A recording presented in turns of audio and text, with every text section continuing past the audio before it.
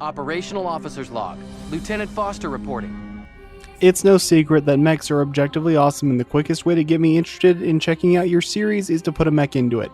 And in my previous video where I covered Mechassault 1, I talked about how that game played a large part in shaping my childhood and my taste in games as a whole, and between MechWarrior 2 Mercenaries being my first video game I ever played, Mechassault being one of the first games I ever had on my family's Xbox, and me watching a lot of Gundam Wing growing up, it's no secret that I love these giant robots.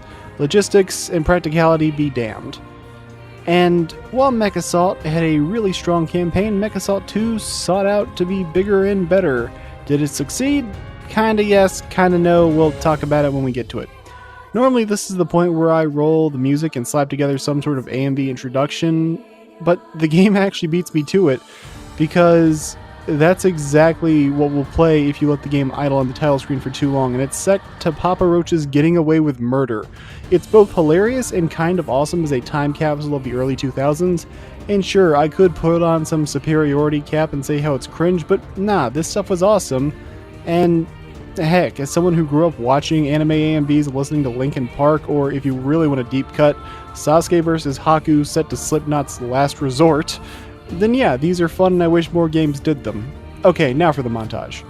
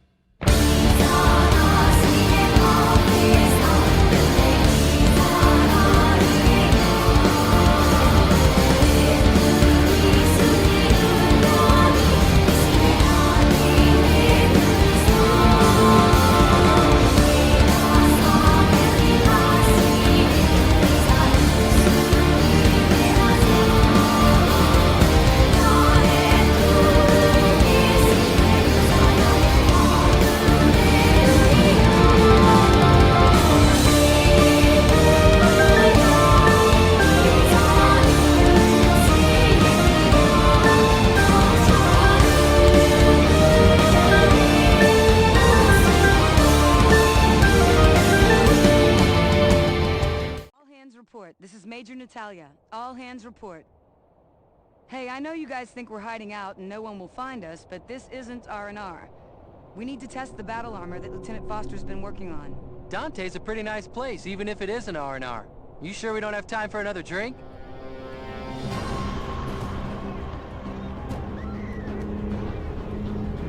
Major, a mech!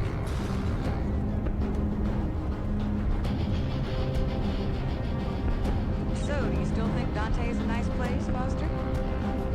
No, Major. Wherever we go, everything blows up!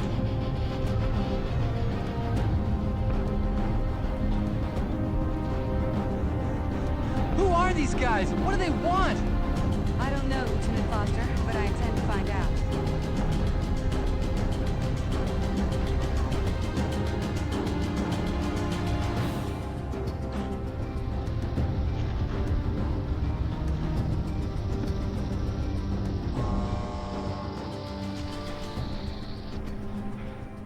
Workshop defense grid is holding. I know what you're thinking, Major, but the battle armor isn't ready for this. It could fry him. No choice. We're using the battle armor.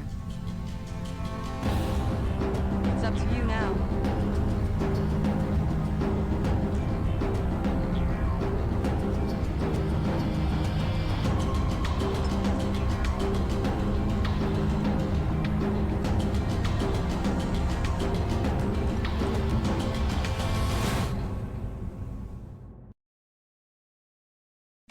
So, as you can see, things have changed up a fair bit. I decided to skip over the recap with Foster because it plays literally every time you restart the game, so not much point there.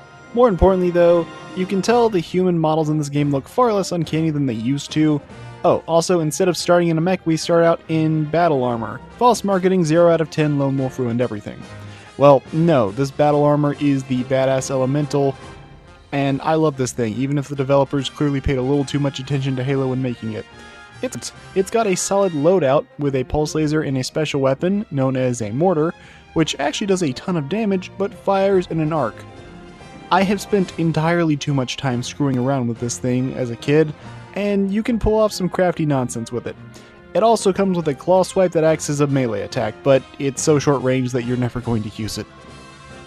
What you'll actually be using the claw for is you can latch onto walls and buildings to scale high areas. They do get a fair bit of mileage out of this feature, and I like it quite a bit. And that's good, because shortly after you scale the wall, it leads to an intimidating fight where we have to take on 3 whole tanks. Oh no! This part is mortar practice with more intense music playing over it. We also see an enemy helicopter that takes all of 3 pulse laser shots to bring down, even when unupgraded.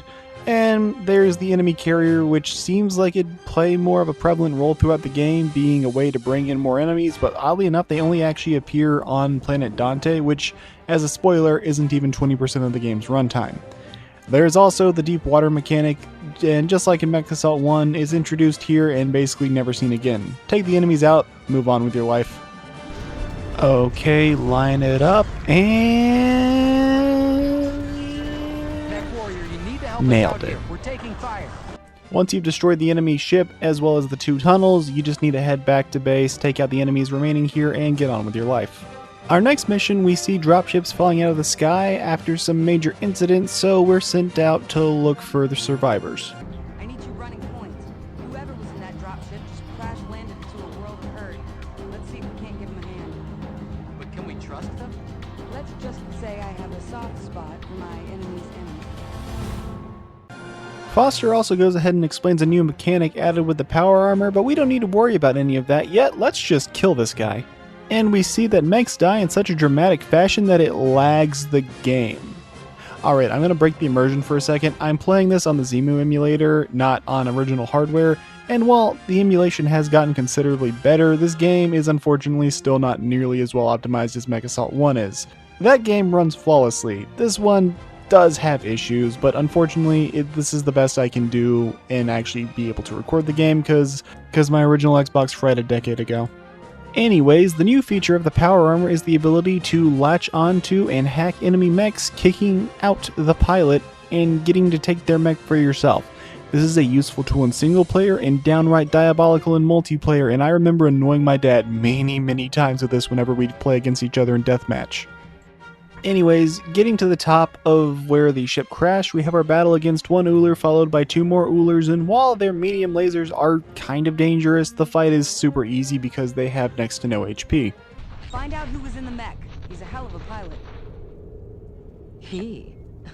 Not quite, but thanks for the hand. Mech Warrior, why don't you escort your new friend back here? I think we need to have a little face-to-face. So I could show the cutscene that follows, or I could show you how this is far and away the easiest level to just straight up skip. See, there's nothing from stopping us from just skipping the Cougar fight, or even the first Uller battle, and going to the end with a hop, skip, and a jump over the wall. And it's really easy to do, it's really silly, and this is the one level where the game's not going to be checking for anything here. The only flag that matters is the fight at the end where you have to kill those 2 Ullers. That's the only thing it checks for level clearance. Otherwise, it's just here to tutorialize stuff. And even better, really, you don't even have to take out the Ullers. The other thing that counts as a kill is just getting up on top of them and hacking them. Now, it can be a little bit tougher because they have shields, but really, they use them randomly, so it's not like they're going to use it strategically to force you off. And yeah, if you do this, you can finish the level in under a minute. It's such a funny and easy way to speedrun the level, but it's enjoyable and it's pretty funny. Major Karinsky. Nice little black op you're running here. Alira. Might have known. Wait, you 2 know each other? Yeah, briefing boy. As you know, sometimes the Dragoons aren't too picky about who we do business with. She's a pirate. You do know how to flatter. Pirates do have jump ships. Alira, this is our operations officer, Foster. Lieutenant Foster. You've met our unit's only mech warrior. Yes, indeed. Didn't he take down Adeptus Strater? You've been keeping tabs on us? Word gets around, but word said he died. Aw, he always pulls through, especially when I'm tuning his ride. So, bottom line, Who are the hostile forces, and why did they care enough to shoot you down? I couldn't tell you. So we got a problem, and a very easy solution. Your jump ship is in orbit? The Jezebel, yes. We need to get off this rock and figure out what is happening. We can get you to your jump ship if you'll take us to Northwind to rendezvous with the rest of the Wolf's Dragoons. Deal. Foster, hotwire an APC. We're gonna have to Trojan horse our way into the spaceport. I'm on it. Mech Warrior, you go ahead on foot. Don't worry, our boy has a knack for taking other people's toys. And before we go on, I'm going to interrupt again to take a second to praise the animation work here. Not only do the characters look considerably better than the kind of uncanny human models found in Mechassault 1, but they also have a lot more expressive and fluid animations. There will be plenty of points where you see standard canned animations, but these cutscenes do look quite nice when they actually try. I couldn't find anything in the credits pointing to the characters being mocapped, but I still gotta give serious kudos to the art team. They do a great job here. Well, at least outside of our Mech Warrior being posed up like an invincible character. Dallas is gonna have our bus for being late. Jonesy, I don't care if he yells as long as we get our full bonus.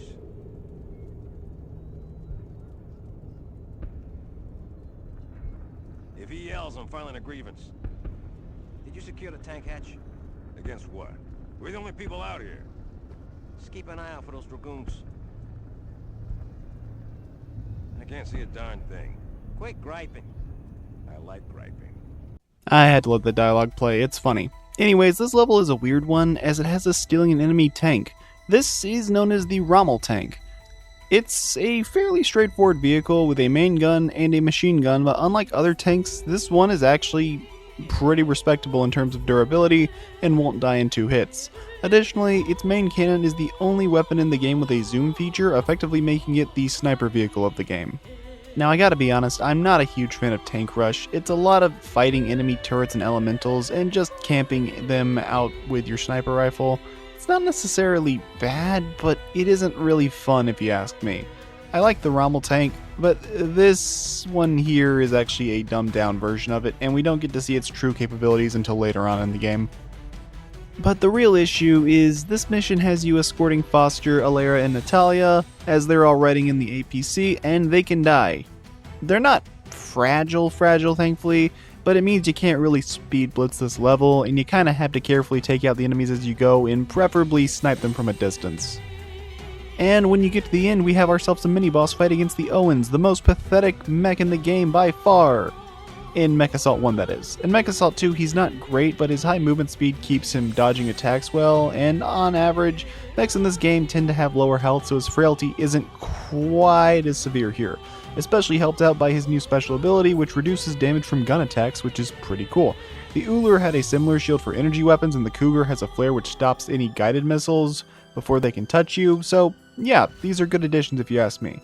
Additionally, the machine gun got an insane buff in Mechassault 2 with its damage output, so now it can actually do some serious damage up at close range. It's still not an amazing mech by any means, but it's far and away much better than the weakling that it once was, at least. On that note, I don't like this fight because we still have to protect the APC, and if the Owens dies too close to them, his explosion will one-shot the APC, giving you a game over. Thankfully, Mechassault 2 has mid-level checkpoints unlike the first game, but this still gets very annoying at points, so the best strategy is to just spam the main cannon and knock him over. Additionally, there is an abandoned Owens you can steal in the back of the level, but I don't really bother with it because it's not that good for this mission, and by the time you get it, the level's basically over.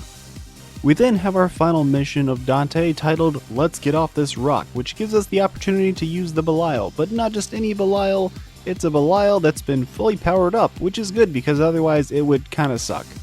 Okay, to be fair, the Belial has been buffed slightly, with his twin Gauss rifles still being deadly as hell, and his crossbow missiles still being completely useless, but his pulse lasers got an upgrade from a single shot to an alternating shot with an increased fire rate and slightly boosted accuracy, which is a good thing, because in the original, it was weird, he only had a single pulse laser and always fired off to the side. It was basically worthless.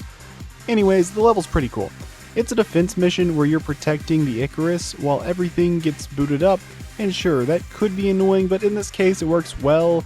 because while the Icarus can be destroyed, it's more than tanky enough that it would take an active effort with you attacking it yourself for the Icarus to be destroyed. And you draw plenty of the enemy's attacks and all their aggro throughout the level anyways, so it's more just a set piece.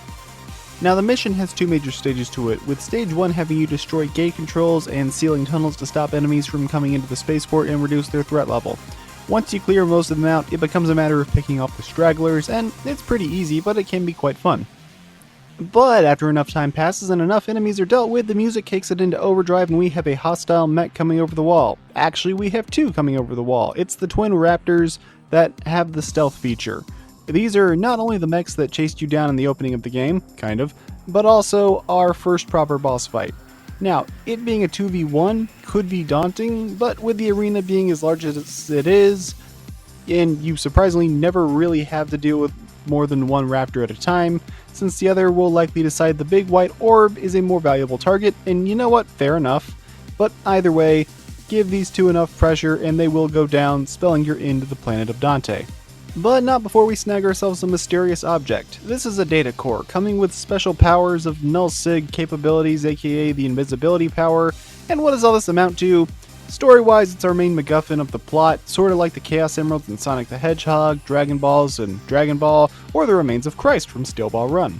Gameplay-wise, however, this doesn't really mean much, because unlike mainline MechWarrior games, Mechassault itself is not an RPG, nor does it have any RPG mechanics. It's a mech combat game, and I'm not about to gaslight at you into thinking Mechassault 2 has a good story. It's serviceable, but that's about it. But we do have more cutscenes. I have to say, your mech warrior certainly does deliver. They had that spaceport locked down tight. That's nothing. You should have seen him back on Helios. He was... Can it, Foster? Alira, we need a jump point out of this system. The jump points are all covered. Don't tell me that the Jezebels never made a pirate jump before. I don't care how you do it. Just get us there in one piece. Get me the tactical data. We have to figure out if we're the sideshow or the main event. Well, we aren't alone in this fight. Whoever they are, they're giving it to the whole inner sphere. Wait, this is odd. Not all these conflicts are over what I would call strategic objectives. I can't help thinking, why would they come after Dante? This is a backwater. There's nothing here but us. That's it! Get us to Northwind, now! Buckle up, folks.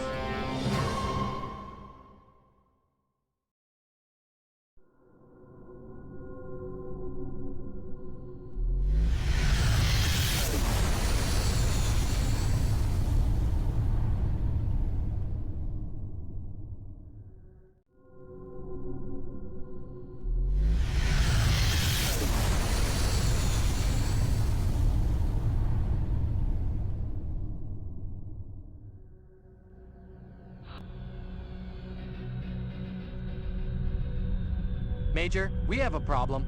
We must have misjumped. I'm reading the planet as Thestria. We're in House Carita's space. Great. A detour is the last thing we need. Foster, I want you analyzing that data core we salvaged from the Null Sig mechs back on planet Dante. I need answers, and something tells me that data core has them. I'm no pirate, but I sure as hell know the difference between Northwind and Thestria. Stand down, Lieutenant Foster.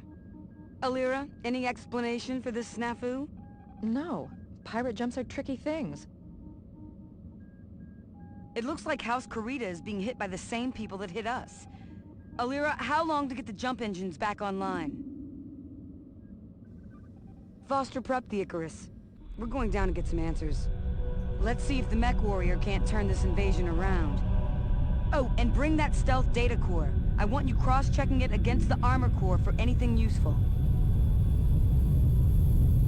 I won't be spamming y'all with cutscenes throughout this video. Most of them just happen either early on in the game or at the end of major story arcs, but either way, things go awry and we misjump to the planet Thestria, which, going by Star Wars logic, is entirely swamplands, right? Okay, I kid. These games do actually have some biodiversity. It's just a case where we only really are stopping down in one region of the world here. Either way, we get a chance to play as the new mech, the Stiletto, an extremely fun mech equipped with Gauss rifles, crossbow missiles, and the flamethrower. Gauss rifles are great for range, the crossbow missiles aren't amazing, but he gets 3 of them, so they're at least serviceable, and the flamethrower is either one of the strongest weapons in the game or the weakest weapon in the game, and it's almost entirely mech dependent. In the Stiletto's case, however, it's one of the strongest. Anyways, this level goes in hard on the gameplay front, and it's a fun time. You're basically going to be going from base to base, taking out enemy mechs, and you're backed up by the Cretans and their Rommel tanks, and if you want, you could take the Rommel tank for yourself, but I don't want to do that right now. Overall, this level is just a lot of fighting with some music backing you up, and beating the level itself is actually very easy. The main appeal of this level is being skilled enough to keep the Cretans alive and amass an angry mob of Rommel tanks to completely stunlock the final enemy stronghold. So while we go from location to location, I guess now's as good a time as any to talk about the music of this game. Mechassault 2 is different from Mechassault 1 because Mechassault 1 had almost no music for its levels unless you were engaged in combat. Mechassault 2, on the other hand, has proper level themes, usually 2 per planet, and each one has different iterations with an out-of-combat version that you're going to hear in between objectives, or engage with minor enemies like tanks, and an in-combat variation, which is when mechs show up. However, there's also a climax version whenever you get to the big battle or the boss fight of the level, or if, say, an enemy assault mech shows up. I bring it up here because we have our first truly great use of the climax battle theme as we face off against the enemy stronghold.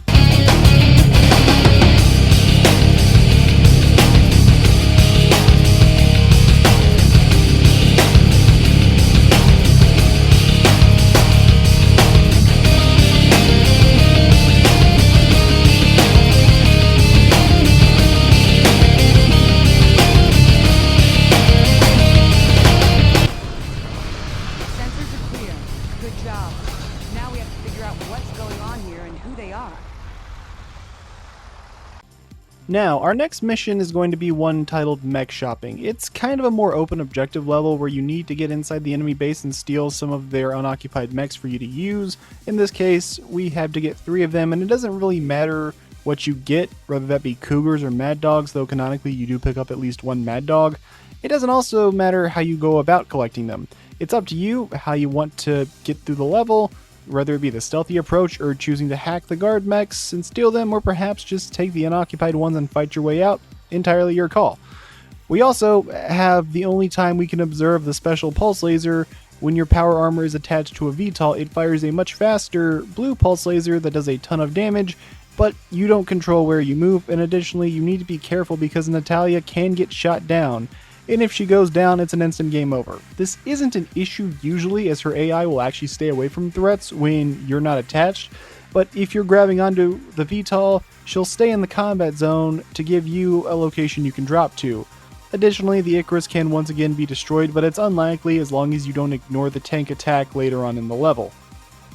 Now, I try not to be super negative in my videos, but I gotta mock the story again for a second. Oh gee, this hostile base of mysterious enemies covered in Word of Blake marking sure is suspicious. It kinda reminds me of the Word of Blake. Yeah, this part of the plot is stupid, cause they're gonna remain our mysterious assailants for the next 3 levels after this.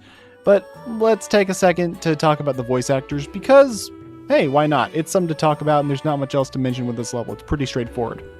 First, we have Major Natalia Kerensky, voiced by Shelley Reynolds. Both her and Foster's VA reprised their roles from the first Mechassault game, but otherwise, she actually doesn't have too large of a rap sheet, mostly providing voice work in popular edutainment games like Pajama Sam, Spy Fox, and the Backyard Sports games, as well as an anime from the late 80s called Vampire Princess Miyu, which I've never seen, and that's about it.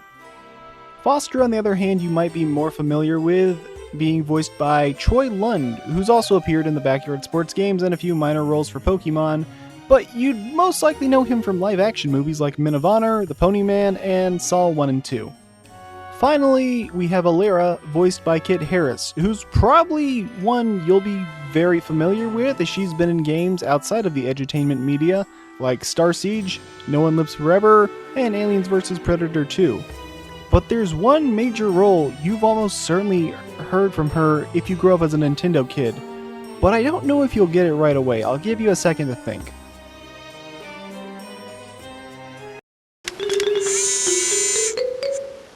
Power up complete. Thank you for purchasing this item from GAD Science Incorporated. Preparing to register customer information. Scanning and classifying subject data. Subject identified as Mario, resident of the Mushroom Kingdom. Data storage complete. I am Flood, a flash liquidizer ultra-dowsing device. I hope to be of assistance. Yeah, she's the voice of Flood from Mario Sunshine, which is just pretty neat in my opinion. Now, there is one more major character to talk about, however, I'll wait until later in the game to talk about him, because he's far and away the biggest name in the voice cast, though I will say it is once again another person to feature in the likes of Pajama Sam and Spy Fox and those sorts of games. Anyways, the level ends with Foster piloting one of the mechs you dropped off and helping you fight off a few attacking enemy mechs. It's easy, but as a sandbox, I do think the level is overall fun enough. Now, the next level up is known as Go Time, and I kinda have to wonder why they even made all the extra level design for this map, because there's not much to it. Not to say it's a bad level necessarily, but really the only thing in it is a fight with an Uller at the start of the level, and then there's a big fight at the end. Nothing else here really exists. Thankfully, the fight at the end makes up for this level quite a bit, because not only are you fighting alongside 2 Cretan pilots, but the game cranks things up to 11 as you have to battle multiple waves of enemies, starting off with 3 enemy Ullers. Now, things do start to crank you up a bit and challenge, as we now have to fight 2 enemy Timberwolves that show up, and they're a bit scarier, but in a 3v2 they're not too bad. I should warn you, these Cretans can die, but thankfully it's not a game over if they do, so while you should hold your aggro, well, you just want to make sure you prevent collateral damage, but the game won't penalize you for going super crazy on them. You're really going to want the assistance, because the level ends with us having a fight against the Prometheus twins, some of the nastiest assault mechs in the game, and a way of showing the escalating threat, since we didn't fight any assault mechs in the first game until the final third, but here they're showing up in the first third of the game. That being said, if any assault mech doesn't hold up, it's the Prometheus. Its health received a massive nerf, almost half of what it once was, and while the damage output is still something to be feared, that's only when you are in the hands of a competent player and not 20-plus-year-old AI that frequently gets stuck on one another, meaning when you take out one, it'll likely explode on top of the other. Now, the Prometheus is still tanky enough to survive that explosion, but it'll be severely crippled and knocking on death's door. This fight could be hard if both your buddies die before the bosses arrive, but with their health, it's a painless ordeal. What's not a quick and painless ordeal is the level Swamp Rock, which actually is a pretty long and difficult one, but I can't show much of it because my game glitched, and now anytime I try to run the Swamp Rock level, no matter how much I try to load it in, it'll always kick me back to the title screen. Overall, it's a more open level with you finding and destroying enemy missile sites, and with the big appeal being its increased challenge and the ability to pilot the Thor, which is a fan favorite mech in the series. Sadly, the Summoner is nowhere to be found in this game's campaign. Boo, 0 out of 10, Lone Wolf ruined everything. Sadly, I can't show you much else because I'm stuck with limited footage, but I think the next level will be able to make up for it. Unfortunately though, this is all I can really show of Swamp Rocks. Mech Warrior, Lieutenant Foster is picking up some strange readings. Go investigate. Sir, I've seen these kinds of readings before, while I was scanning the data cores. We could be onto something big here. I have a feeling it's about to find us. Heads up, Hotshot. Big-time energy readings moving on your location. Not too much to go on here. All we have is this quiet and dark swamp. Let's head on forward and see what awaits us. Whoa, what is that thing? Whatever it is, take it down, Mech Warrior. It sure doesn't look friendly. And that's all I'm willing to risk playing of this song without this video getting demonetized or even worse, struck down. Things have definitely escalated a bit as we're now fighting the Data Core Spider, which only has 6 legs. This thing is not following the same rules of traditional mech fights or other opponents. Well, it loosely does, but also doesn't. See, this boss has 3 major weapons it can use in the form of a plasma bolt that homes in on you, crossbow missiles, and a plasma beam it can use to tear through both you and the environment. But it's also able to charge towards you and start slamming the ground, and his shockwaves are guaranteed to knock you over if you're in that certain range of them, though it's much smaller than it looks like, so it's a little weird. That makes this boss very devastating at close range, and honestly, if you get too far away from it, or if you curve too far around it, it'll likely jump away. Now, as a little kid, This boss scared the crap out of me to the point that when I saw how much larger he was than me, I paused the game and quit out faster than a Hollow Knight player about to lose their Steel Soul run, and I didn't play this game again until I think my dad had gotten home from a business trip or something. But I actually really like this boss. Its fight has some awesome music, even if it is copywritten to hell and back. And yeah, it's Papa Roach's Getting Away with Murder, but you will not be hearing it in this video. And I love the devastation you see in this fight as all the trees get torn down throughout the fight, making everything more desolate as the fight drags on, showing how dangerous the data cores really are. If something like this is guarding one, then there's no guess what devastation these things can bring. Plus, while it was tough for me as a kid, it is a really satisfying ordeal to overcome this titanic opponent, and just seeing its legs get blown apart as the fight goes on until its body starts catching fire and then it ultimately explodes, it's fun. Taking it down is a tough challenge for a new player, but it's not too bad for a prepared one, and regardless, it does still hit that same sort of boss euphoria that lots of other games nowadays do, like Dark Souls for me. And for our hard-fought victory, we get ourselves another data core MacGuffin, this time talking about plasma, so now it's time for some more cutscenes. Sirs, SOS coming in from the Dragoons on Northwind. It's kind of garbled. This is Colonel Davis, commanding officer of Beta Regiment of the Wolf Dragoons, sending an SOS to all Dragoon units. Hell, to anybody that can hear us.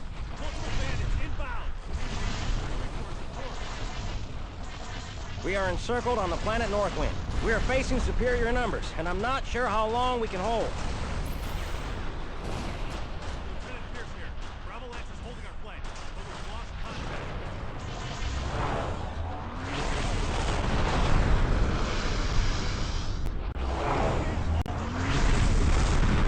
Hang fine. The word of Blake. I repeat, the hostiles are the word of Blake.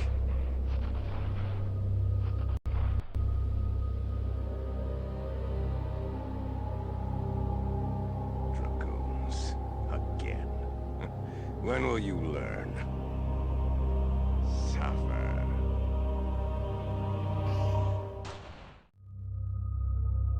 We should have been there.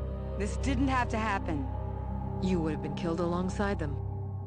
They were Dragoons, Alira. And that's something I don't expect a pirate to understand. Word of Blake? Those guys don't know when to quit. Foster, zealots don't quit.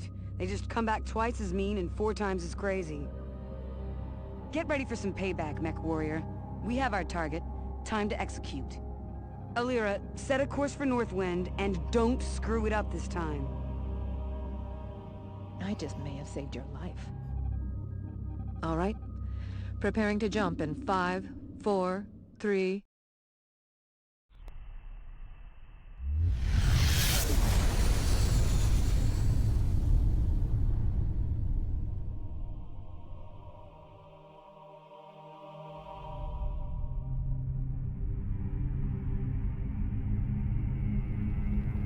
Okay, Foster. No one else but the Word of Blake has found a data core. We now have 3, all of them taken by force from the Word of Blake. It's like they're following some kind of map right to these things. I agree, Major. All I can tell you is that they're definitely connected. That giant spider wasn't something new, but something very old. And it was built specifically to keep that data core out of anybody's hands. Watch yourself down there, Mech Warrior. There's no telling what they'll throw at you next.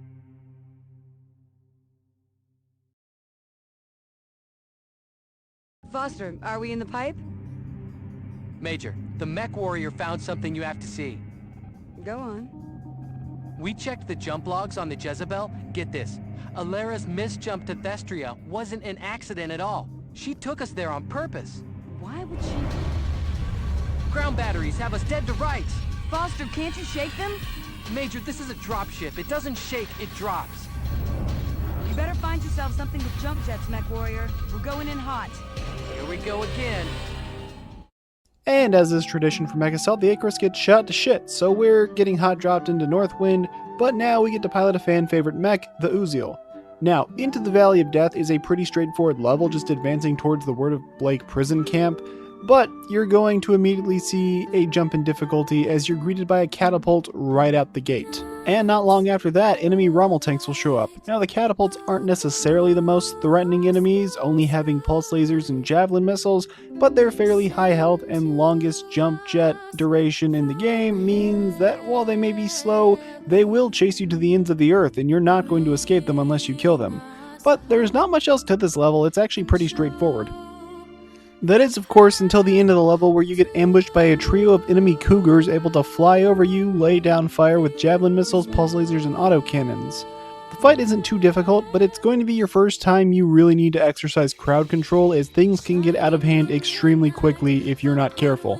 I'm not sure if I'd count this as a boss fight, but it's definitely tougher than the other fights up to this point, and that's kind of funny considering that these are 3 light mechs. You think the Prometheus would be tougher, but no, these guys actually have fairly smart AI.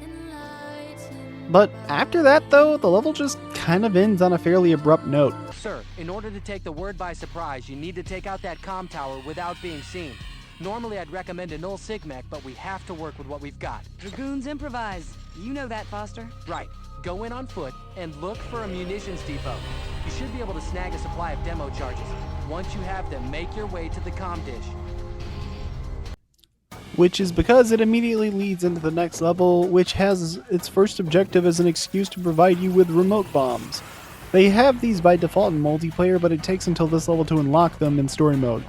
Now, your remote bombs actually do pretty good damage, and they can be used for some diabolical trap laying, but outside of this level where it's mandatory, there's sadly only 1 or 2 places I find it viable to really try and use them in the story mode. Anyways, the outskirts are more or less the same as Valley of Death. Nothing too crazy here. But once you head into the city, it's up to you to start destroying enemy watchtowers and killing the guards because a city full of innocent people is being controlled by an apocalyptic death cult, and the game finally acknowledges that the Word of Blake iconography isn't just a coincidence. So, yeah, it's just going to be around for the rest of the game. The main enemy in this level is going to be, well, Uziels, pretty much. But as you advance, you'll reach the main enemy compound, which is a massive fortress with walls so high you have no way of getting over them, and the door is sealed shut. It's even guarded by an enemy Mad Cat, which would be pretty intimidating if the twin PVCs weren't so powerful in this game. But as the enemy's compound is a massive fortress that's impossible to get into with our mechs, we're going to have to sneak in on foot, and it's up to us to take out the auxiliary power plant to destroy the entirety of the enemy compound, and yeah, I'm not going to lie, this part of the game is terrible. It's effectively a stealth mission that should work because 90% of the time the enemies can't see you unless you're right in front of them, but that 10% of the time they just get some sixth sense that lets them know exactly where you are on the map and they will instantly kill you. Now, I believe at some point in development you were meant to have to do this part on foot as some sort of stealth mission, but someone in the development room must have decided that was a terrible idea because you can snag a Mad Cat fairly quickly.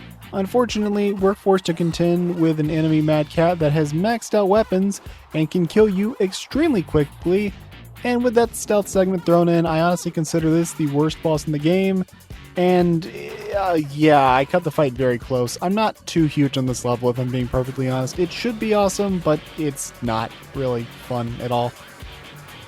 From here, it's really as simple as destroying the auxiliary generators to make the main power plant go critical, and it's going to start a big meltdown and blow up. And what you gotta do is escape, which isn't really hard, but the door is sealed, so we have to open it. Not really an issue, but it can be a bit nerve-wracking having to input the code under pressure. It's the only time in the game you actually have to do this on a time limit. Kind of. We'll get to that when we get to that. But if you're the kind of person who gets nervous the second a timer shows up on screen, well, yeah, it might suck. And no, I'm not going to include the giant reactor blowing up on the massive explosion count since I've already listed that one in a previous video.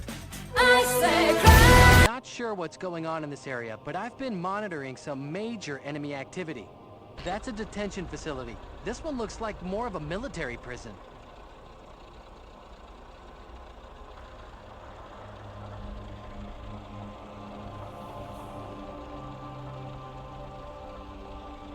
Mech Warrior, get in there and free those people. I have a feeling we're gonna need all the help we can get. Now for the level I Hate Snakes, and there's really not much to it. It's kind of weird that other than the prison breaks, which sort of just means kill a few enemies and destroy the guards, we freeze some friendly pilots, that's about it. There's not much to this level in terms of the main plot initially. There is this odd little Stonehenge Easter Island monument fusion thing going on here, but the game sure as heck isn't going to explain it. Otherwise, we'll see some new enemies, such as infantry soldiers with crossbow missiles and hostile APCs, which basically just means enemy tanks with pulse lasers, but they're not exactly anything dangerous.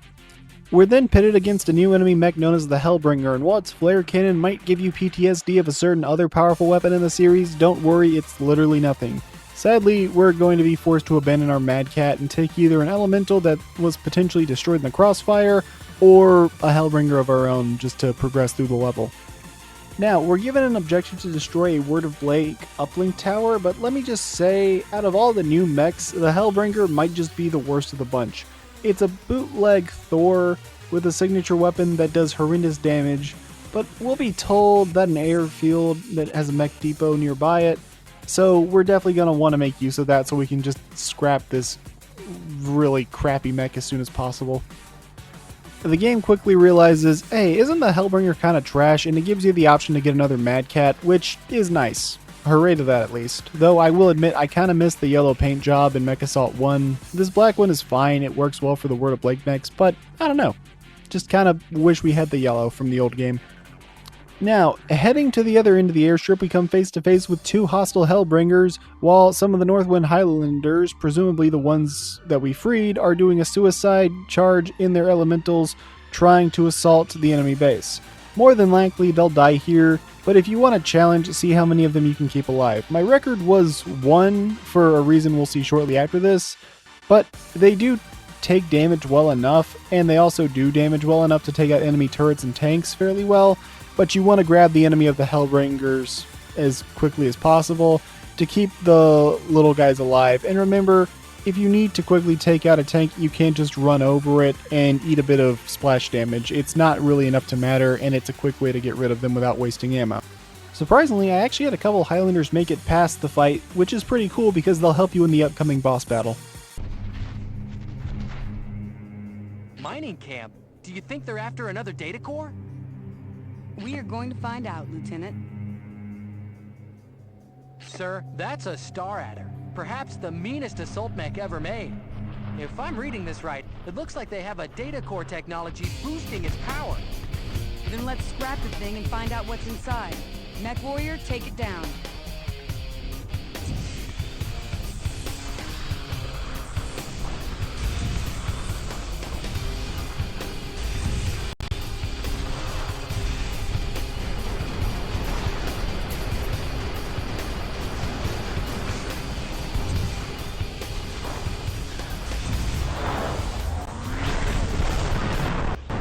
Well, that was easy. Anyways, this guy fills the role of the Northwind Core Guardian, but this time around, it's fought halfway through the planet instead of the end, which is neat enough as a change of pace, but once we're done, we find our third data core, which is instead a data key. What does this mean? Not a damn thing. It's just a MacGuffin, and they ran out of power-ups to give us, I guess.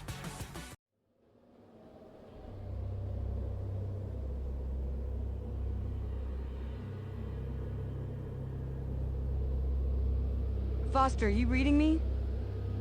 We got you, Major. I was following a lead from those Highlanders the Mech Warrior rescued. Looks like I found the Viper's Nest. Major, we already know it's the Word of Blake behind this. Clear the channel. Look.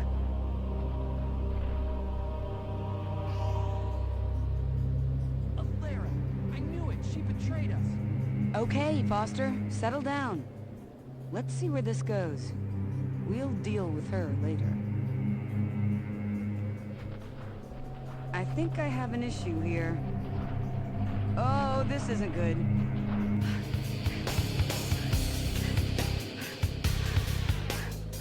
Oh!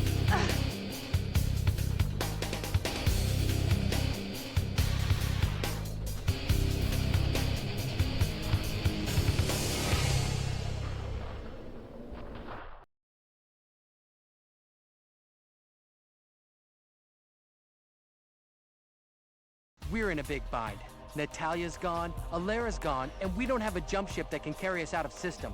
But I have a plan. If we can get to the old hyperpulse generator the Dragoons were securing, we can send a wideband SOS.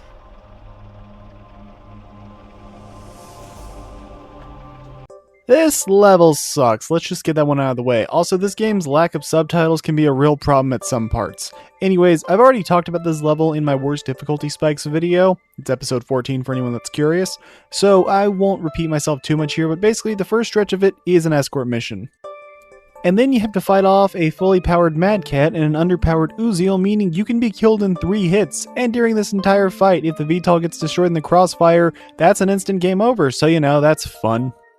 Either way, we're stuck piloting the VTOL, which not only has awkward controls because you have to take momentum into account and you have to press on the control sticks to raise and lower yourself, but the VTOL can only elevate for so long before needing to drop down, which is an odd choice. Its weapons suck, and you're stuck having to carry Foster around the area, and he's gone from having to be escorted to being complete dead weight and just sitting there waiting to die if he ever touches the ground. Not to mention, this entire time, your controls are inverted, which is not at all awkward and takes getting used to.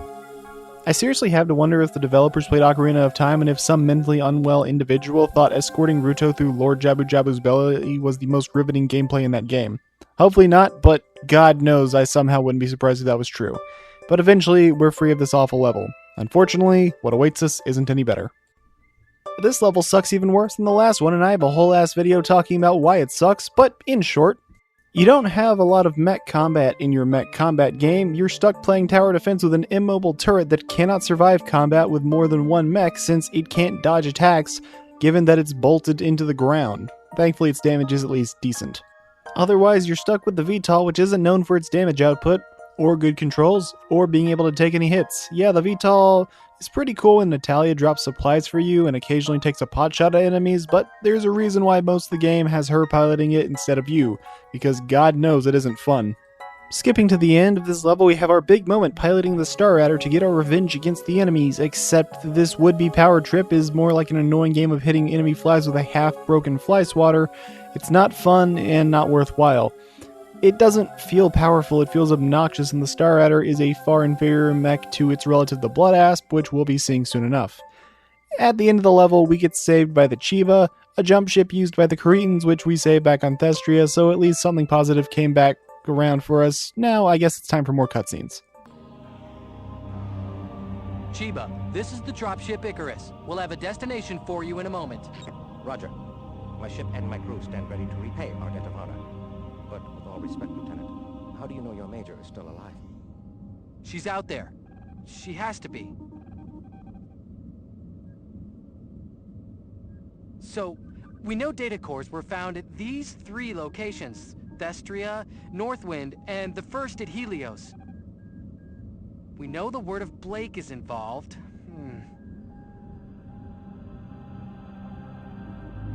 These zealot types, they're big on symbols. Let's see. Comstar. What do they have to do with this? This symbol intersects 2 more points. Chiba, this is the Icarus. I have our destination. Hesperus 2 in House Steiner. We'll be underway in a moment, Lieutenant.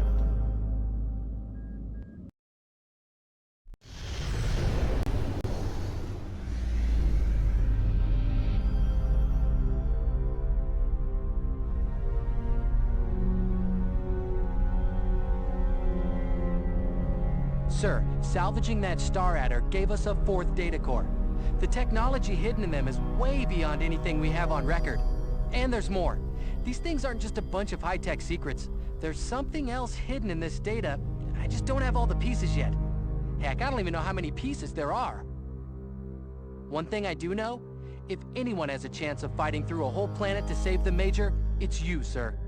Let's give them a party they won't ever forget.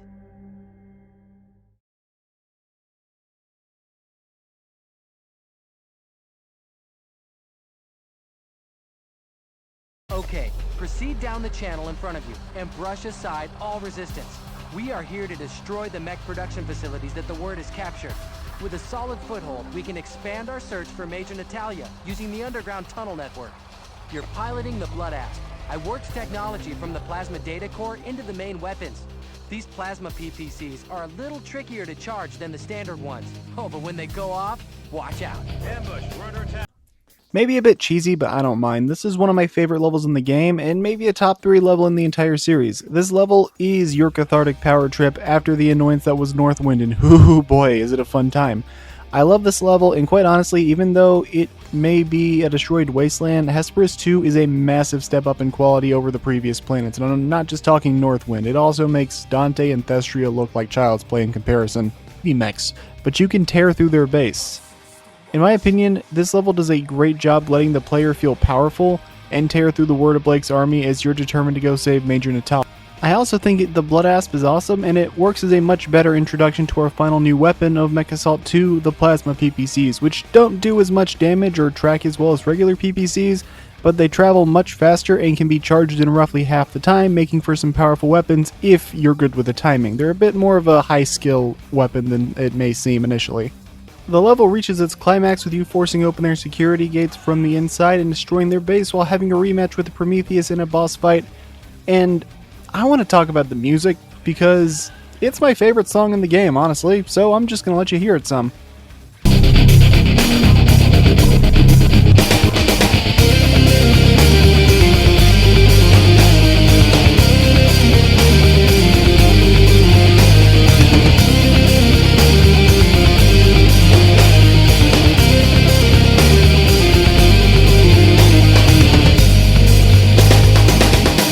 The level is just a super fun rampage through the enemy's forces, and while it isn't the longest in the world, it's a great time. So our next mission necessitates we go in quiet, so we use a stealth data core from the Raptors to equip it onto a Rommel tank provided to us by the Cretans, so not only do we have a sniper rifle, but we can go invisible throughout the level, making us virtually undetectable at multiple parts of this level. Now, I'm not the largest fan of this level, but it isn't bad, and a lot of it is just a matter of picking off enemies from the shadows, which can be fun on occasion. It's not a level I go out of my way to replay, but it can be fun, and it's not one that I dread when I replay through the entire game. That being said, this is a pretty long level, so I figured now is as good of a time as any to go over the various weapons in the game, since we've now seen all of them between Mechassault 1 and 2. First up, we have our energy weapons. Now, these are going to be your, well, lasers and beams and charge weapons. That's what their purpose is for. In the Mech Warrior games themselves, these weapons have the advantage of having unlimited ammunition. However, technically in Mechassault, everything has unlimited ammunition, so it's more a matter of they're very good all-around weapons, usually. And our starting one is the Pulse Laser, which is probably the most standard weapon in the game. A rapid-fire energy weapon with decent range and accuracy, but low damage, albeit this can be offset by the increased fire rate it gets from power-ups.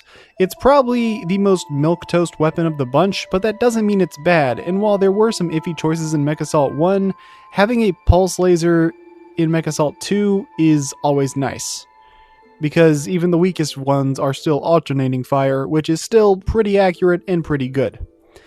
Next up is the Medium Laser, which is oddly a fair bit more remote in Mechassault 2, but still another great weapon. The firing rate is much slower than the Pulse Laser, but the accuracy, range, and damage are significantly increased, and almost every mech has medium lasers. Well, it has 2 of them if it has them. These are great weapons, usually on mechs armed with something like machine guns to act as their crowd control weapon, so the lasers act more as their ranged option. Then we have the PPCs, which are the charged weapon of the game. These are absolute monsters, and they were buffed in Mechassault 2, where they were already powerful to begin with. However, now they are much stronger than before, and they do massive damage when enemies tend to have less health than they did in Mechassault 1. Interestingly, the projectile slows down when it's powered up. However, the tracking increases, so this slight accuracy increase is actually pretty good. However, be careful when using it against a fast enemy like the Owens, as they can just outrun the projectile much more easily. Or they would if the enemy AI was really smart, but it's not, so just aim carefully and you're probably good. The one downside they added is now, if you hold the charge for too long, it will fizzle out. But more often than not, you're charging up, well, you're already aiming at the enemy prepared to fire, so, I don't know, man, is that really the part you're struggling with?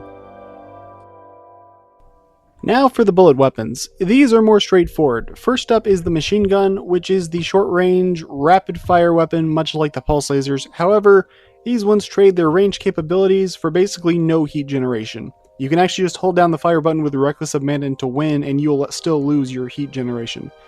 And that's easier than ever because Mechassault 2 buffed this weapon to hell and back, and it went from being a kind of mediocre fallback option to a devastating offensive force, benefited by it only showing up on mechs that get 3 to 4 of them, so it's never going to do less than good damage. After that's the autocannons, which are long-range weapons that do good damage, but you won't be using them for sniping because they're not very accurate. Mechs can carry 1 to 4 of these, and while their damage is strong, their main appeal is the ridiculously high hit stun. The autocannon has a very real chance of knocking enemy mechs down when they strike their target, making them great choices for stun locking, and also just if you ever need a strong mech to stop attacking you for a second, that'll help. The Gauss rifles are similar, but they have a longer cooldown time and lower hit stun. However, to make up for it, the weapons are hit scan. You aim at the target, fire, and you will hit your mark if you're actually aiming at them. They're a powerful weapon, only really held back by the fact that no mech ever carries more than 2 of them, but that's less of a drawback and more a case of sensible balancing, because otherwise that would be kind of absurd. Then we get to the missiles. The Javelin missiles are the long-range missiles of the game that do solid damage, home in on targets, and they're kind of the middle of the road option that's nice to have, but nothing you get super excited for, unless you're being harassed by helicopters, in which case you love these things because they will delete enemy helicopters very quickly. After that are crossbow missiles, or the short-range missiles of the game. They suck. Moving on. Lastly, we have Warhammer missiles, which we haven't piloted a mech in Mechassault 2 that can use them yet, but the Prometheus enemies were able to use them against us, and, well, spoilers, we'll get to use them in the next level. They're my favorite weapon in the game. They're a charged weapon that travels forward with basically infinite range. You don't charge the power of the Warhammer missile like you do for the PVC, you charge the explosion timer, which in turn affects how far they travel.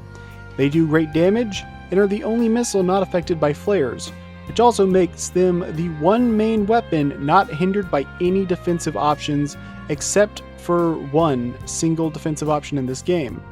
That would be the Ragnarok's Absolute Shield. It's a missile weapon, so energy and ballistic shields don't affect it. It's not homing or nullsig, so it doesn't have a lock to get broken from. It ignores flares. Again, the only thing that reduces damage from it is the Ragnarok's Absolute Shield, and that is a very fringe case, with barely any of them appearing in the game's story mode, and even the 2 that do, spoilers on that I guess, neither of them are in a mission where you have Warhammer missiles anyways, so it's really only ever going to come up in multiplayer.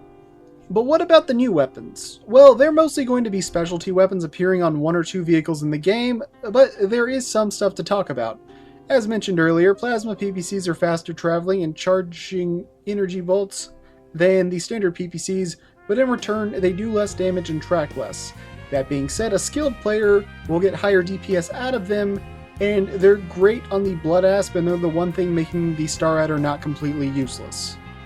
The Flare Cannon, on the other hand, is exclusive to the Hellbringer, and it just plain sucks. It's basically worthless, with its only benefit being heating up the enemy mech, which, yeah, that means you can overheat them, but in this game, that's kind of irrelevant because mechs don't shut down when they overheat. They just can't fire their weapons for a little bit, and if they have something like a machine gun, that's not going to affect them really at all. The Sniper Cannon on the Rommel tank is interesting, as it's technically classed as an energy weapon, but it's closer to a Gauss rifle with its high accuracy, long range, and hit stun. I'm guessing they just made it an energy weapon for the sake of programming, and that's about it. It has a zoom feature, it's got high accuracy, and a solid hit stun, making it a good weapon.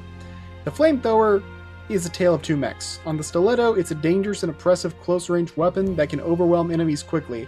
But on the Blood Asp, it's a handicap on a mech so slow it'll never be able to make use of what is essentially a melee weapon. The Guided Missile is weird, it only appears on the missile turrets themselves, but it's effectively a Warhammer missile that you can control directly, and it detonates early if you choose. It's an interesting idea for a weapon, but I can't say it's really executed well or that I'm a fan. Not helped by the fact that it only shows up in a single level, and that's the worst level in the game. The Mortar is exclusive to the power armor, and is one weapon that cares about gravity, but its damage is very high and it's a ton of fun to use. Charging it up is basically irrelevant as the charge is near instant, and instead you want to focus on your angles to get off your crack shots. I love this thing. Then there's one other weapon that technically we won't really be seeing in this playthrough outside of the endgame. That is the lava gun, which is exclusive to the Ragnarok. It is basically 3 giant globs of pure death that you fire towards an enemy and you delete them. I love it. Last, and certainly not least, we have the Alpha Strike, an extremely powerful single-shot weapon exclusive to assault mechs that takes a long time to charge up and requires the mech have maxed out all of its weapons, at which point it fires 4 very powerful projectiles that will one-shot basically anything in the game not named Ragnarok, but it's a high-risk weapon because it's not perfectly accurate, so an enemy can still dodge out of the way, and after it's fired, not only do you lose all your power-ups, but you're overheated, leaving you unable to fire any more weapons for a short while. It's very rewarding when you get it off, but the risk might not be worth it if you're not prepared for what's going to come from it.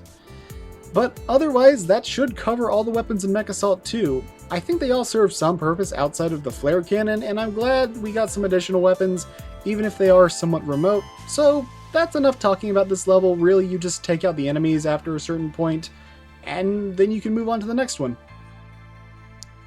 Next level we have is Holding the Line. It's a very simple level where you get to choose either a Bowman or a Prometheus and use it to take out a bunch of enemies to clear an LZ for your dropship. The Icarus is a way to get the blood asp over to us as quickly as we can.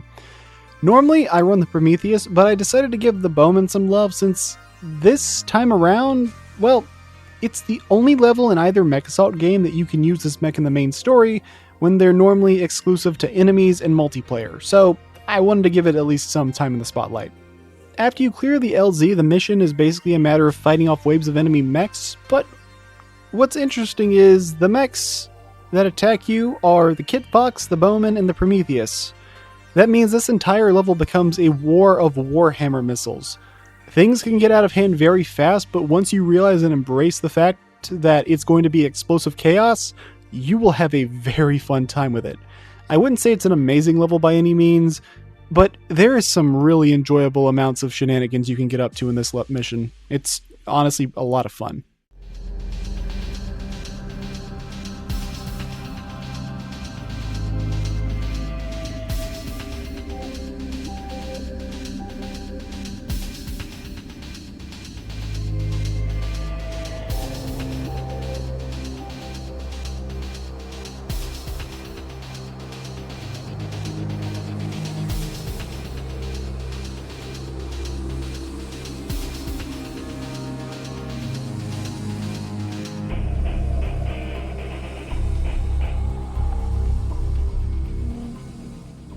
You word of Blake bastard. I won't talk. Oh, is that what you thought, my dear? I don't need you to talk. What do you mean? It's simple. I need to distract your mech warrior friend. While he is rushing to your rescue, I'll be claiming the data core that you possess, and we do not. Ha! He knows it's a trap. I would be prepared for disappointment.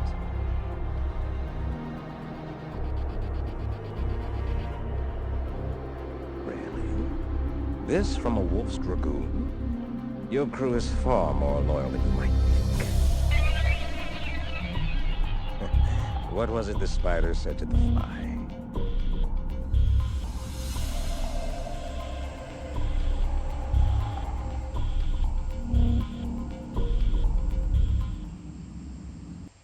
I love that cutscene. It might be my favorite in the entire game. It does a great job characterizing our main antagonist, known simply as Nemesis. The animations on both characters are very expressive, and it brings the guy who we've seen bits and pieces of throughout the game, either from brief cutscenes or Word of Blake propaganda posters, to the forefront. Now, in Mechassault 1, Adept Strader was a cool villain during the first third, where he felt like a serious threat, but then he became a glorified shit talker later on in the game, and he started to lose control of things. He basically started throwing a giant temper tantrum, where he sounded completely insane in his final battle. I think that's kind of the point of his character, but still, he lost all his menacing presence as the game went on. Meanwhile, Nemesis is far more focused on getting shit done, whether that's securing data cores, building an unstoppable mech army, or taking out the Wolf's Dragoons on Northwind. And that amazing voice actor you heard was none other than the ever so awesome David Scully. Once again, he's a voice actor who's done voice work in edutainment games like Pajama Sam and Spy Fox, but far more notably, he's played some pretty big roles, like Dimitri from the Sly Cooper series, and best of all, he's the voice of Sergeant Johnson in the Halo series. And while he doesn't have too much dialogue in this game, he's giving his grade A performance and he does a great job as the main villain. I just wish this game had some better sound balancing on its dialogue, because sometimes it's really easy to hear and other times it's near impossible to hear unless you've turned off the music and the sound effects, and there's no subtitles in this game, which is kind of annoying at points like this. Anyways, I've been talking over it, but the Gladiator is a really good level, with us once again using the awesome Bloodass, but now instead of a rampage, it's a serious challenge as the second to last traditional level in the game. I'd say it puts up a really solid fight, and it's a lot of fun to tear through the weaker mechs while scrapping with the Atlas in a more serious fight, and we get the kick-ass battle music once again. And I guess the devs decided, hey, what if we saved all of the best levels for the last 40% of the game's runtime? And, well, they did, because honestly, these last 40% of this game, Hesperus 2 and the Final Planet, are my favorite parts of the game by far. Which is awesome, though it's a little bit backwards from the general game design where you want to have your best levels be kind of front-loaded to get the player interested, but hey, at least that means the game doesn't, like, peter off and turn to crap. Oh, and I say second to last traditional level because there's only 4 levels remaining after this, and 3 of them are centered around boss fights.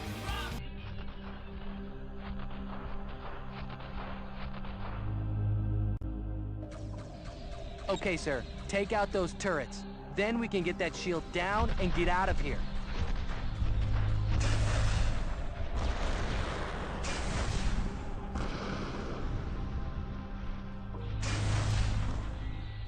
Your Major needs you, Mech Warrior. Are you strong enough to save her? Unfortunately, we have to stumble pretty hard near the end, as this level is a gladiatorial arena where we enter into a series of mech fights. Sounds fun, right? Well, yeah, it could be if it was actually against mechs, and initially you battle some turrets and you fight enemy ravens, a new light mech added to the game, but them being multiplayer exclusive, it's hard to really care about them.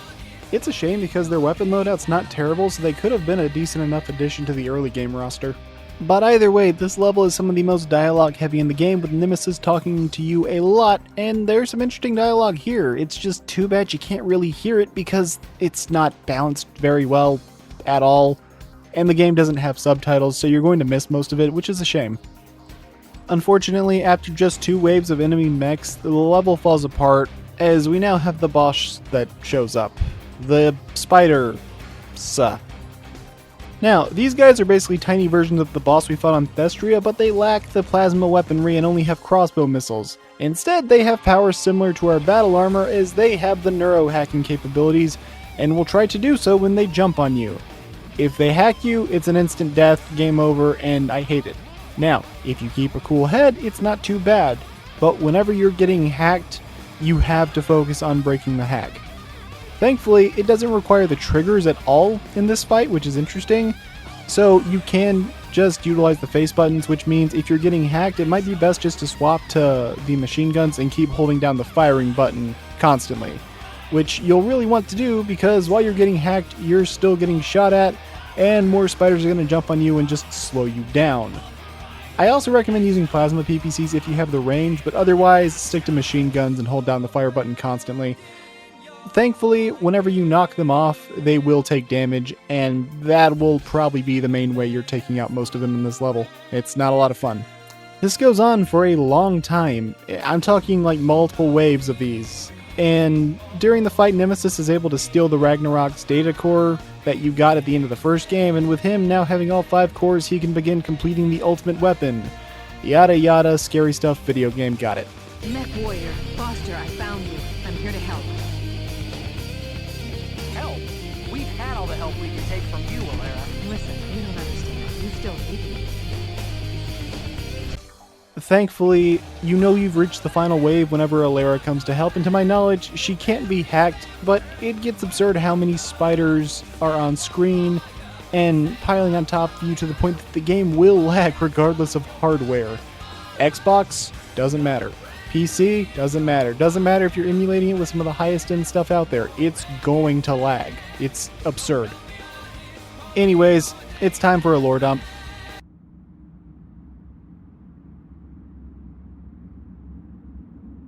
Now hold on, let me explain.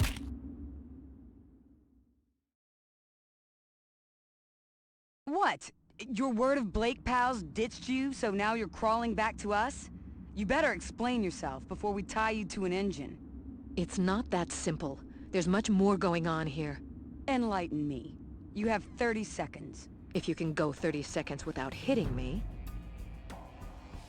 All right. You know the data cores you've been stumbling across? They're Blake's legacy. Comstar's legacy. Jerome Blake, founder of Comstar, he created the 5 data cores. When combined, he believed they would bring a new golden age to humanity, his gift to us all. But it was too powerful.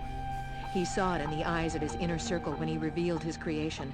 He knew then he could never trust that his gift wouldn't be turned into a curse. He couldn't bring himself to destroy them and their promise, so he secretly scattered the cores across the inner sphere. For 6 centuries, there have been a select few that have kept and guarded this secret. But now, the Covenant's broken. The word of Blake knows of the cores and is plunging the inner sphere into war to seize them. The word doesn't intend to bring a new golden age. More like an iron fist, Jerome Blake's worst fears realized. They're planning to use the cores to power a new mech army, and with that power, they'll be unstoppable. That's it. That's all I know.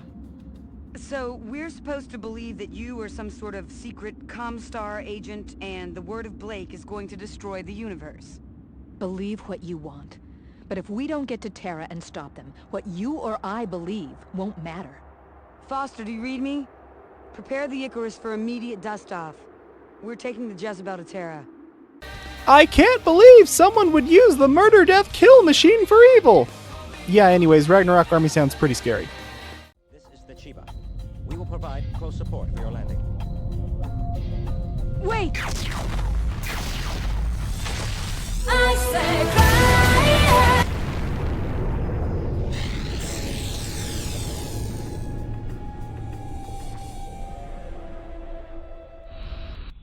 What was that? The Terra defense grid is like nothing you've seen. Talk to me. What are our options? I could rig a nullsig cloak for the VTOL. That might work. With the right pilot. That pilot is me. Suit up, Mech Warrior. Looks like me and you are going planet-side.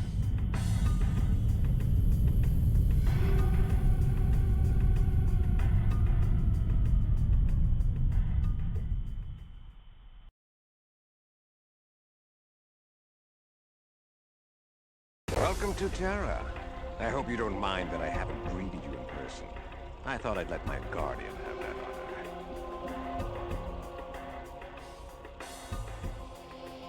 Foster, do you read me? We're down. Can you give us a vector on where the HQ and nerve center of this Ubermech facility is? Welcome to Terra, the home base of the Word of Blake and their main planet, and given that the Word of Blake is a zealous, tyrannical, militaristic death cult, we're basically in Space Iran. Don't take the setting too seriously. A major villain faction in the Battletech universe, and by extension the MechWarrior universe, is Clan Jade Falcon, which is basically Native American space Nazis. Sure, these games aren't as over the top as Warhammer 40k, but they're still very goofy. Anyways, before I kick any more wasp nests, let's talk about the level. I love this level. Skin the Cat is a boss-focused level with only a single mech in it, the Nova Cat, the personal guard of Nemesis, and presumably this is the one that kidnapped Natalia. You won't win in a straight fight. It has maxed out weapons, high mobility, and an energy shield, and it can kill you in 5 seconds or less. You want to hack him, but his shield will instantly throw you off, and he's hard-coded to use it if you ever get too close. So you have 3 options. Option 1 is just sneak around him and never let him know you were there. Option 2 is use the environment against him and take him out by dropping things on top of him, like buildings, or trapping him next to flammable generators and blowing them up, or getting crafty. Option 3 is to bait out his shield and avoid him just long enough for it to wear off and then go in for the hack and voila. You now have the Nova Cat, which technically doesn't have any new weapons, but it has a special version of the medium lasers where it fires them in quick succession. While you do have to manage your heat carefully, this damage cannot be denied. In fact, most mechs fire 2 medium lasers. The Nova Cat is able to fire 5 in a single, burst. This thing is a monster and I love it, and the machine gun does a great job complementing it as a way to keep up pressure when heat is maxed out.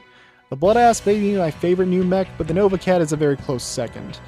Anyways, from here it's simply a matter of tearing through some enemies and that's about it. It's mostly just the boss fight, but hey, it's fun. I am ready.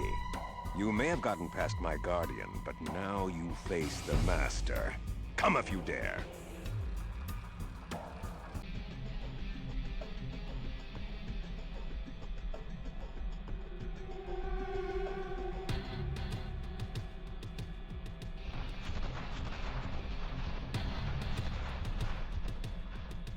Sir, I can't get an exact fix, but I'd say you've got a lot of company coming. The last traditional level of Mechassault 2 is in-game. It's not a very long level, but it's all action as you plow through the army of Mad Cats, where we get a scene of the Ragnarok starting to come online, and it gives you a feeling of urgency and you need to rush. But don't try to rush your way through to the end, because you need to be careful here. You're actually not on a time limit despite how it may initially seem, and that's a good thing, because you need to be careful. The mechs here are no joke, especially when you make it to the first major stop point of the level. And as you've probably guessed, that hard stopping point is our fight with the Ragnarok. The final opponent between us and Nemesis, armed with Gauss rifles, javelin missiles, and absolute shield that's unfortunately giving up its style points for becoming practical in this game. And thankfully though, his upgrades are quite weak. If you play aggressive, he's actually not that hard, and for some reason his legs, this one in particular, seems very prone to getting crippled.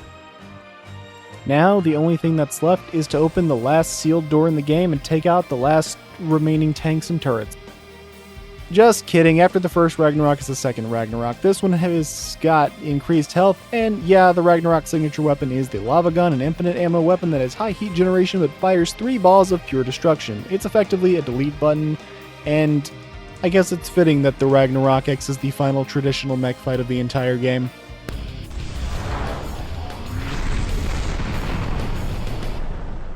I'm on my way. I think you're gonna need this, Tiger.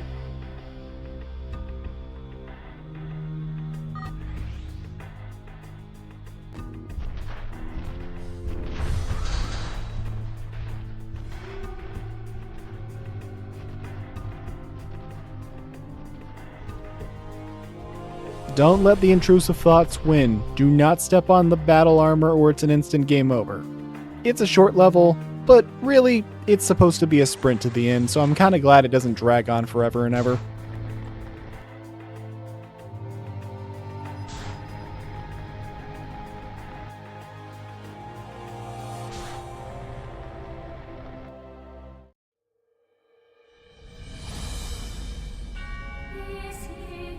Behold, the instrument of your suffering. The ultimate union of man and machine beyond anything that weakling Blake ever envisioned.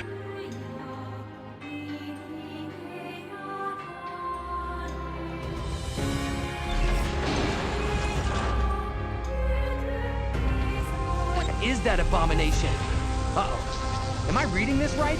That thing is using all 5 cores. I can't tell you how unstable the reactor must be. You are mine. Nemesis is a tough final battle. His body is immune to any and all weapon fire, and the only place that even takes damage is the head. Thankfully, the power armor has some aim assist with it, so it's not even remotely hard to hit. Still, this can make for a tough foe, and 3 attacks need to be watched out for. His plasma PPC bolt, which will take off 3/8 of your health if it hits, so stay away from that attack and stay on the move. His ground slam attack for close range, which thankfully isn't too difficult to avoid. Just stay more than a foot off the ground when you're close to him, or, just don't stay right up on top of him. And his mortar rain, which is mostly there for splash damage and set dressing. Overall, initially, even though the music is pretty intense, as it's the song Right Now from the band Korn, which you're not going to hear in this video because that would get me copyright striked off the face of the planet. The fight is fairly easy at the start. Now, I know some people don't like how shark jumpy this fight is, but like, he's a zealous cult leader. Of course he'd use something that looks a bit demented and is designed for intimidation. Plus, it's sufficiently armored as well, so it's not like it's a weak mech by any means. It is pretty strong, it's just they didn't finish the legs yet. You exposed his reactor, but it's still shielded. Try neurohacking him to disrupt the shield. A mortar round inside his head should finish it.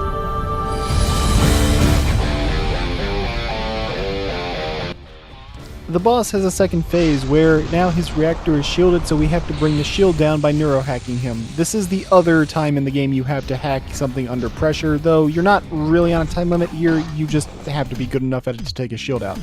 You can try to skirt around him or just weave between the small gaps, sort of like the fight with Ganon in Ocarina of Time. That's actually my second Ocarina of Time reference this video, interestingly enough. Anyways, Phase 2 also introduces 2 new attacks in the form of the Flame Breath, which is far and away his most powerful attack, but it's very short range, leading to him pretty much being just easy picking for mortar fire.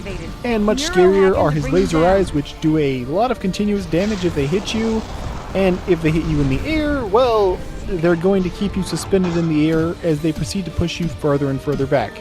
And if you don't have full jump checks, you're just kind of locked in place, so be careful and stay on the move.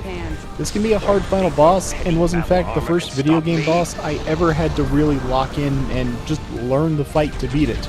So I actually do hold some fond memories of it, especially since it was kind of one of the first ones I had to really overcome.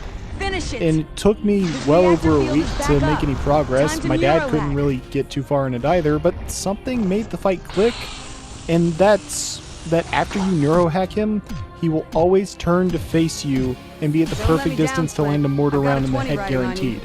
It's not mandatory to win, despite what the dialogue may say, but it does far more damage than the pulse laser, and scoring 6 of them will win the day. I probably wouldn't hold this fight in such high regards if it wasn't one of the first big challenges I ever overcame in a video game, but hey, it was, so I love this fight. His reactor shield is reactivated. Neurohack him to bring him down.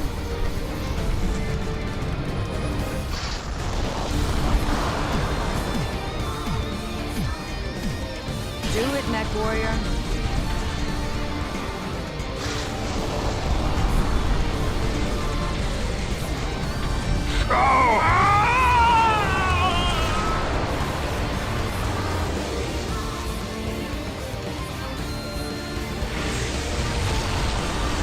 Mech Warrior, where are you? I'm reading multiple power spikes.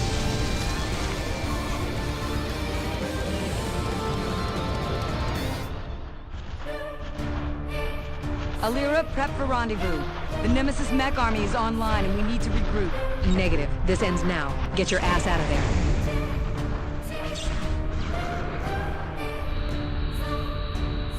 Hotshot, mount up. We're getting out of here.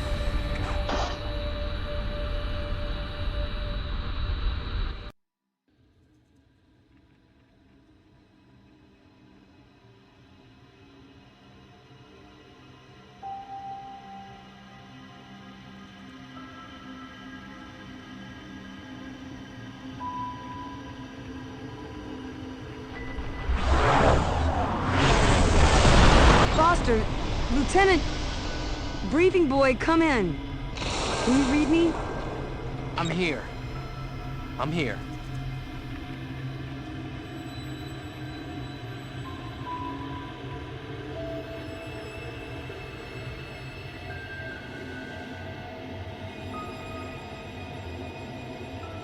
Glad to see you made it, kid.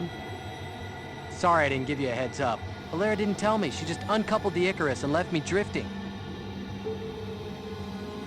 She sacrificed herself to stop them and save us all.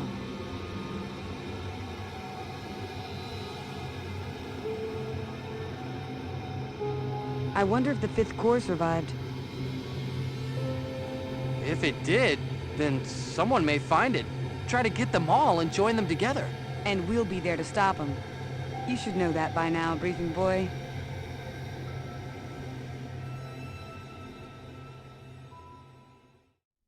And that is all I've got for this video.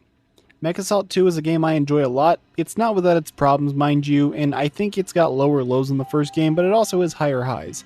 Despite its issues, I actually do prefer the campaign of this game because the levels tend to be more curated around the capabilities of the mechs available, leading to them being more interesting in their level design, while the first game couldn't really do that. That being said, the campaign is only half of a Mechassault game, and on that front, I think Mechassault 2 stumbles hard. They really tried to push the Xbox Live Team Battles aspect of online, but with mechs being predetermined by map, it meant you couldn't go and really choose what you wanted, and when a mech was destroyed, it was just gone for good, so you had to go find another one, which probably wasn't the one you wanted, and it was kind of a mess. You could still have fun with the PvP side of things, however, as there are far more maps available than Mechassault 1. The same could not be said for the PvE mode, however, known as Grinder. In the original Grinder, enemies had set detection ranges and didn't automatically know where you were on the map the second they spawned in, so you could set up traps and do goofy things with friends, and maybe even go for high scores with your favorite mechs. But in Mechassault 2, that wasn't the case. The maps were about the same size, if not a bit smaller, and you were given 6 mechs to pick from, if even that. You had to basically rush to be the first to snag the Ragnarok, and the enemies magically knew your exact location at all times, so tactics were basically thrown out the window, so the fights pretty much only ever took place in the starting area instead of all over the map. It really is unfortunate how much the game drops the ball there, but as a primarily single-player fan of video games, I do prefer this game ever so slightly over the first, despite its more glaring flaws, but I think both games are worth playing. However, I definitely would say Mechassault 1 is probably a slightly better game. Of course, that both games are worth playing statement would only really apply if they had modern releases. I was stuck using the Zemu emulator for both games, and while Mechassault 1 has no problems outside of the occasional awkward shadow pop, then Mechassault 2 isn't so lucky. It's gotten way better, but the emulation is still kind of a mess, and I wish these games would actually get ported to modern systems, or at least released on itch.io, so I could wholeheartedly recommend trying them out. But what can you do? I'm just an internet funny man.